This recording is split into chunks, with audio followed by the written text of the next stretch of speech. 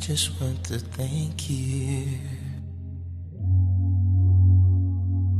I just want to say Alhamdulillahi Rabbil Alameen.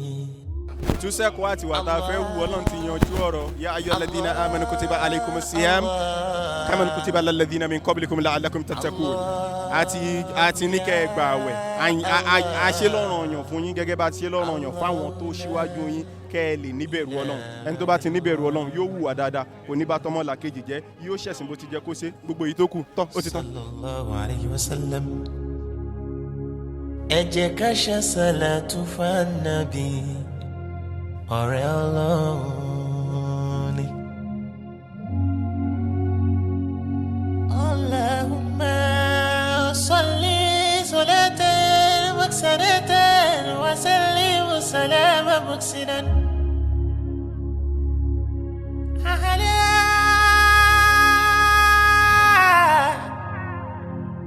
ala sayyidi muqsidin وإمام المعجلين سيدنا محمد رسول الله صلى الله عليه وسلم مش صلاة فالنبي الله مش صلاة فالنبي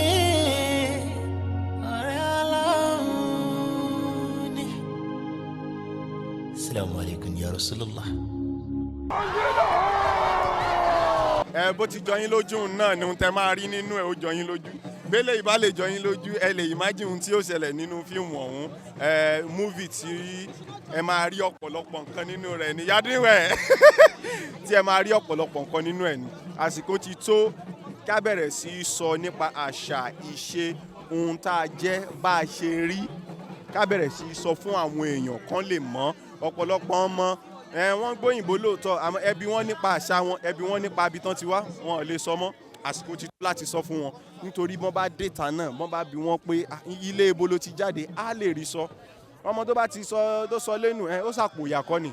We need to be proud of ours and this is what we are doing. ọ̀pọ̀lọpọ̀ ọmọ tá a bí láyé ìsìn kò sí ń tọ́ mọ̀mọ́ kẹ́ ẹ bí wọ́n nígbà àwo ni wọ́n mọ̀ wí àmọ́ tá a bá bẹ̀rẹ̀ sí tell àwọn story wa tó jẹ́ titi Yorùbá wa yìí oníkálukú á mọ àṣà àti ṣe ilẹ̀ rẹ̀ tó bá dé ta tán bá bí á sọ pẹ̀lú confidence kò ní máa wọ pé my mommy has not told me kí ni ń jẹ́ mommy ò tọ́ fún mi tí wọn náà lè mọ̀ fúnra rẹ̀ bó ti jẹ́ nù.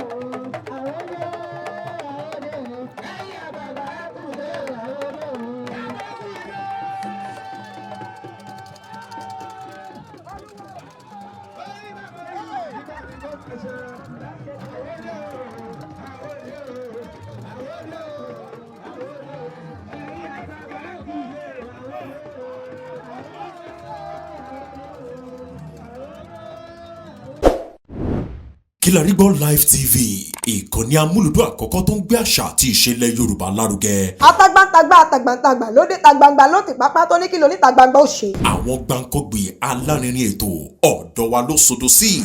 Mo lè má lè sọ òyìnbó púpọ̀ but nínú Yorùbá tí mò ń sọ àwọn kan yọ Yorùbá ń bẹ̀. Ṣé báwa náà kọ́ Ọlọ́run ọba ni kámú láti Kilarigbo Unlimited. Kilarigbo Unlimited ládùn ètò tí kò láfiwé. Alárakúàrà. Orí ètò Alárakúàrà ní àwàyè lórí Kilarigbo TV. Mo lo ata, tomatoes, àlùbọ́sà, ẹyin, mo lo carrot, mo dẹ̀ tún fi hot dog náà sí. Mélòó la fẹ́ kà nínú eyín Adépèlé KPK kò gbọ̀kẹ̀. Kilarigbo ló ń jẹ́ bẹ́ẹ̀. Ká ṣe àkálẹ̀ àwọn ayẹyẹ lọ́nà tí ìgbàlódé léyìí tẹ́yìn ó sì gbádùn ẹ̀. Ọba tó yọ ọ̀rọ̀ Jábésì padà, ìwọ ni Olúwa wá fáyé mi ṣe yanu. Kilarigbo Live TV gbọ́n pa ẹ̀. Fún ìpolówó ọjà tàbí àkálẹ̀ èyíkéyìí ayẹyẹ tẹ́ bá fẹ́ ṣe ìyún event coverage pẹ̀lú owó tí ò gani lára. Kilarigbo Live TV ẹ̀rọ amóhùnmáwòrán tíá.